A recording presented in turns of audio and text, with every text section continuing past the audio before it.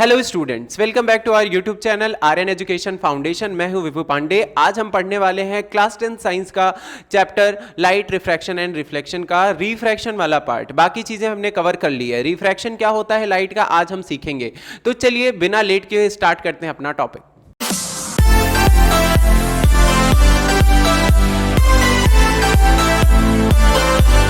ठीक है, तो रिफ्रैक्शन ऑफ लाइट होता क्या है एक्चुअली।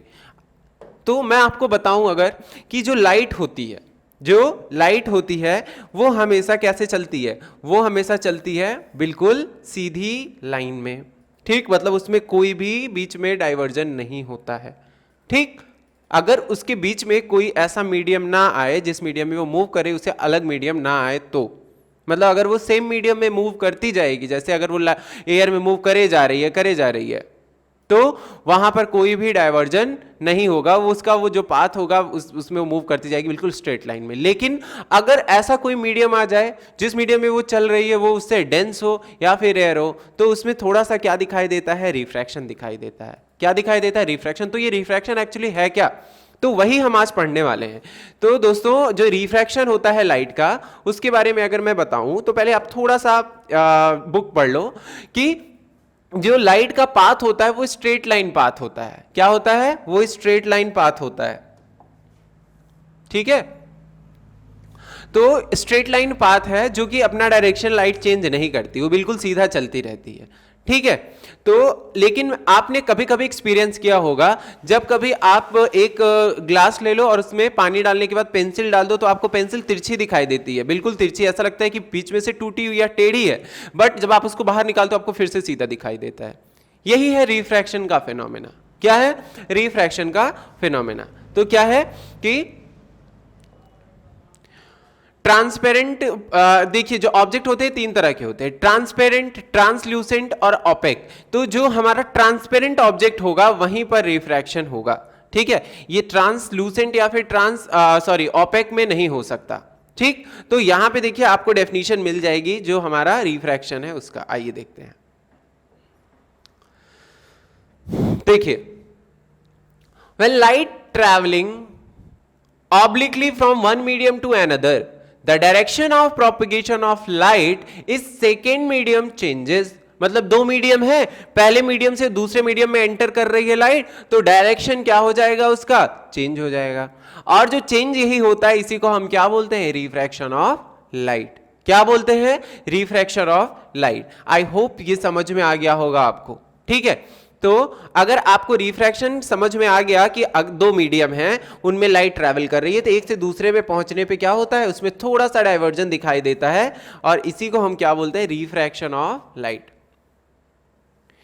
इसको समझने से पहले आप मीडियम समझिए कि मीडियम क्या होता है।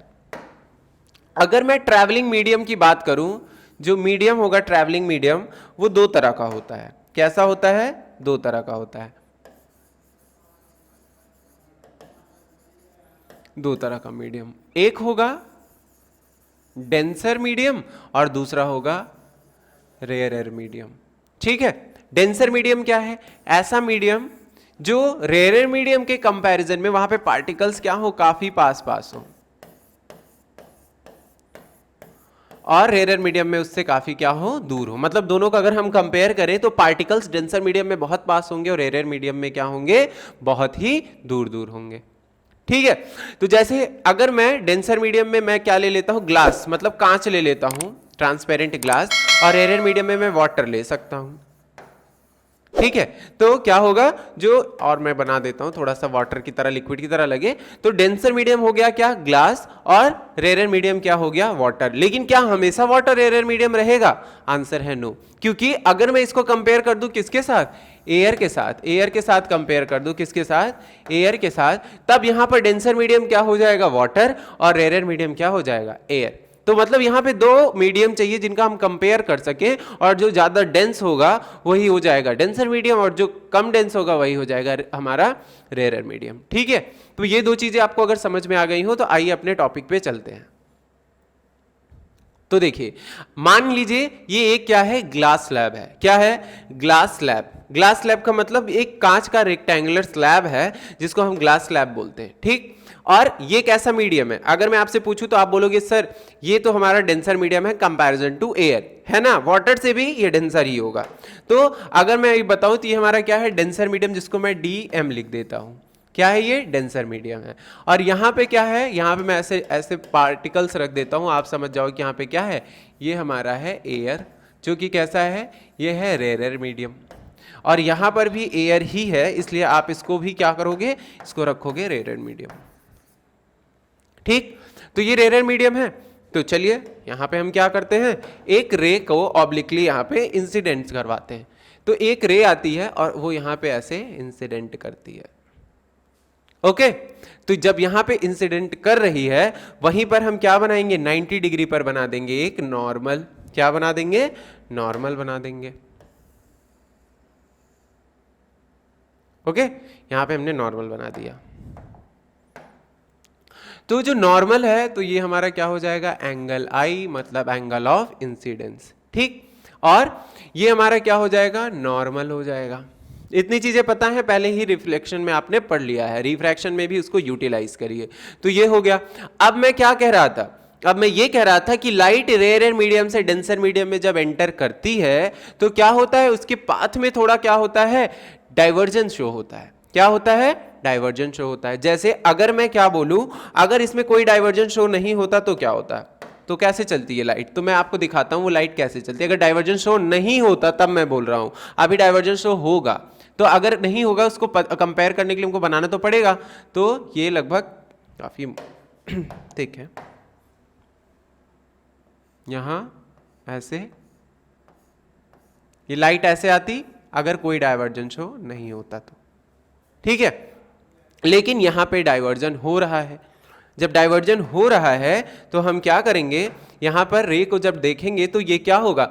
जब कभी भी लाइट रे रेयर मीडियम से डेंसर मीडियम की तरफ आती है तो वो नॉर्मल से कहां जाती है? दूर जाती है, फॉरवर्ड टू नॉर्मल। ठीक है, फार जाती है। तो दूर जाती है तो ये जो उसका रियल पाथ था इससे आ ना पा रही है तो वो क्या करेगी? इससे दूर जाएगी। तो वो जो लाइट है क्या होती है? इस तरफ आएगी।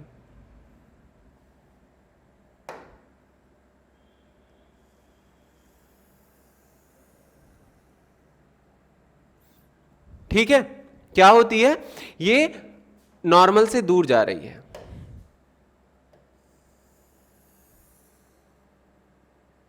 ठीक है, नॉर्मल से दूर जा रही है। इसको मैं आपको बुक के डायग्राम से भी दिखाता हूं।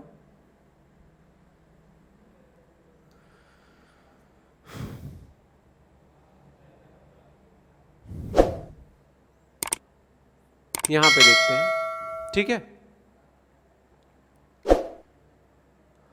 तो यहां पे देखिए क्या दिया जा रहा है। अगर आप इसको देखिए तो यहां पे यहां पे देखिए the light ray has entered from glass to air. वो कहां है? ग्लास से एयर की तरफ जाएगी। That is from a denser medium to the rare medium. The light here has bent away from the normal. मतलब वो नॉर्मल से क्या होती है? दूर जाती है। क्या करती है? दूर चली जाती है। नॉर्मल से थोड़ा सा दूर चली जाएगी। तो हम यहां पे देख रहे हैं कि नॉर्मल से दूर जा रही है। ठीक है, तो वही चीज यहां पे हमने क्या देखा? वो नॉर्मल से दूर जा रही है। अब हम चलते हैं आगे। नॉर्मल से दूर गई। अब हम फिर क्या करेंगे? इस पे फिर से एक बनाएंगे नॉर्मल।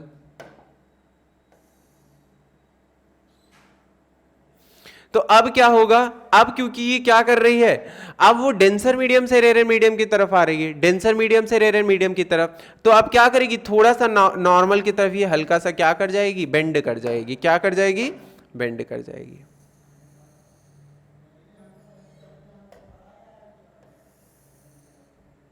ठीक है, तो इस तरह से हमने क्या देखा कि लाइट जो है बिल्कुल स्ट्रेट लाइन में तो मूव करती है, लेकिन जब मीडियम चेंज होने लगते हैं तब उनके पाथ में थोड़ा सा डाइवर्जेंस शो होता है। और इसी को हम क्या बोलते हैं?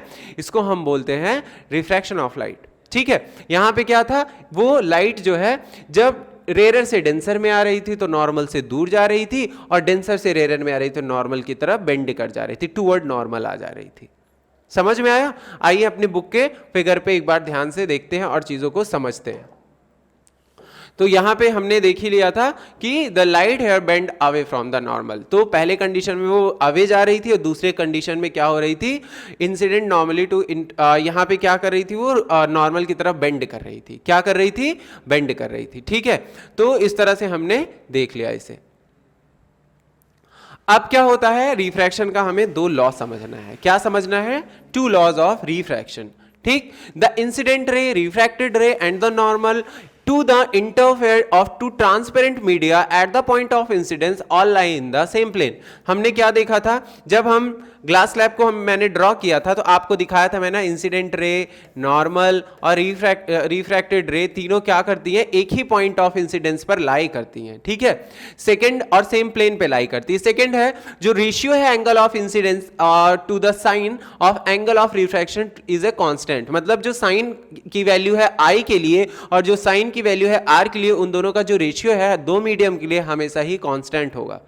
ठीक है, मतलब अगर मैं डायमंड और एयर को ले लूं और उसको कहीं भी इस दुनिया में ले जाऊं, एंटार्क्टिका पे ले जाऊं या इक्वेटर पे, हर जगह जो है उनके साइन आई और साइन आर की वैल्यू क्या होगी? कांस्टेंट होगी। ठीक है, अब हम चलते हैं, एक और नया टॉपिक है the refractive index. Refractive index क्या होता है? ये भी एक रेशियो है, किसकी तरह? मैग्निफिकेशन की तरह ये भी एक रेशियो है। तो क्या होता है रिफ्रैक्टिव इंडेक्स? है क्या?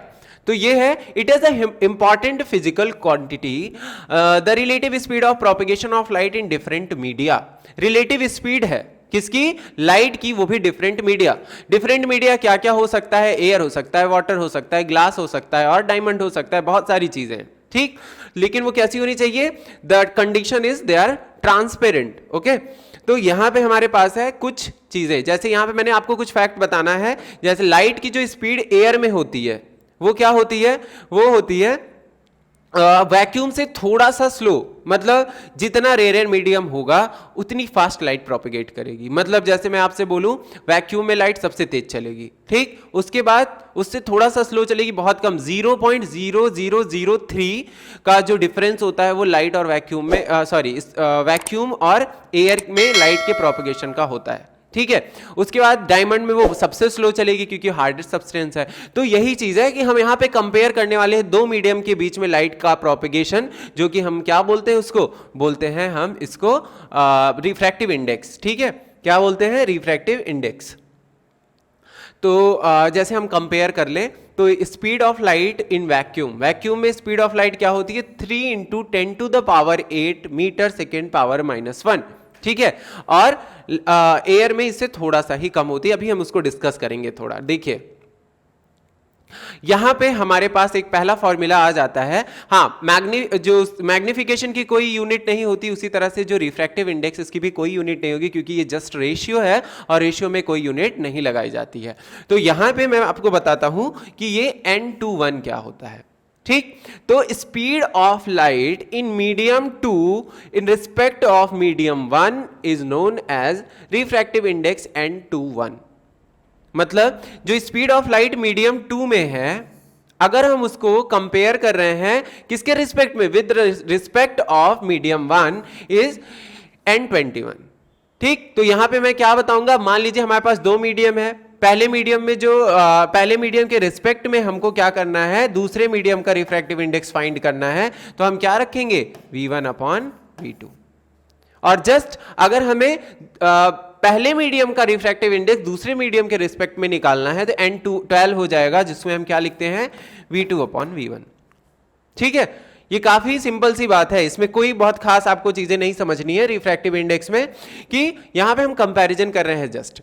लेकिन आपसे क्वेश्चन ज्यादातर सीबीएसई में अभी जस्ट 2021 में क्वेश्चन पूछा गया था, what is absolute refractive index.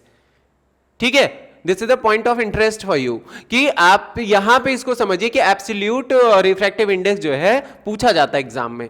क्या बोलते हैं एब्सोल्यूट रिफ्रैक्टिव इंडेक्स को? इसको हम nm से रिप्रेजेंट करते हैं, और ये ऐसा रिफ्रैक्टिव इंडेक्स है जहां पर एक मीडियम क्या होगा? हमेशा एयर होगा, एयर या वैक्यूम। एक मीडियम इसमें से क्या होगा? एयर और वैक्यूम, जो दोनों में से कुछ भी हो सकता है। तो यहां पे देखिए speed of light in air और speed of light in vacuum upon speed of light in medium. अब मीडियम कुछ भी हो सकता है, वाटर हो सकता है, ग्लास हो सकता है, डायमंड हो सकता है। तो अगर हम जो है किसी भी ऑब्जेक्ट का किसी भी ऑब्जेक्ट में लाइट का जो प्रोपगेशन है उसको हम कंपेयर करें, उससे रेशियो फाइंड करें with the respect of speed of light in air और वैक्यूम, तो उसी को हम बोलते हैं एब्सोल्यूट रिफ्रैक्टिव इंडेक्स। तो देखिए यहां पे दिया है absolute refractive index of a medium simply called the refractive index. ये क्या होता है, यहां पे हम जो मीडियम दिया गया है उसमें लाइट की स्पीड हम कंपेयर करते हैं with the respect of speed of light in air और वैक्यूम, और इसका फॉर्मूला क्या होता है, C/V। C क्या है, speed of light in air और वैक्यूम, और V क्या है, speed of light in given medium. ठीक है, तो आइए इस टेबल को हम देखते हैं और इसको समझते हैं, आपके लिए काफी हेल्पफुल है। इसको लर्न करने की जरूरत नहीं है लेकिन समझने की तो जरूरत है। ठीक, इस पे रिफ्रैक्टिव इंडेक्स आप देखो, एयर का रिफ्रैक्टिव इंडेक्स क्या है, 1.0003। ठीक, और वैक्यूम का क्या होता है, वैक्यूम का 1.3। ठीक है, आइस, वाटर, तो आइस, वाटर, अल्कोहल सब में देखिए रिफ्रैक्टिव इंडेक्स बढ़ता ही जा रहा है, नीचे की तरफ देखिए बढ़ता जा रहा है ना, और सबसे ज्यादा आपको डायमंड में 2.42 दिखेगा रिफ्रैक्टिव इंडेक्स। क्यों, क्योंकि हार्डेस्ट सब्सटेंस होता है, काफी डेंसर मीडियम है। ठीक, तो जो भी डेंसर मीडियम होंगे वहां पर क्या होता है, वो रिफ्रैक्टिव इंडेक्स ज्यादा होता है। अब क्या है, optically denser medium may not possess greater mass density, for example kerosene having lighter higher refractive index in optically denser than water। देखिए ये जरूरी नहीं है कि यहाँ पे कोई ऑप्टिकली डेंसर मीडियम है, जरूरी नहीं है कि उसका मास डेंसिटी भी ज्यादा हो। जैसे केरोसिन के पास हायर रिफ्रैक्टिव इंडेक्स है वाटर से, लेकिन ये क्या है, कम डेंस है वाटर से। ठीक, तो आइए देखते हैं पहले कि ये डेंसिटी होती क्या, ऑप्टिकल डेंसिटी होती क्या है। The ability of a medium to refract light is also express the term its optical density.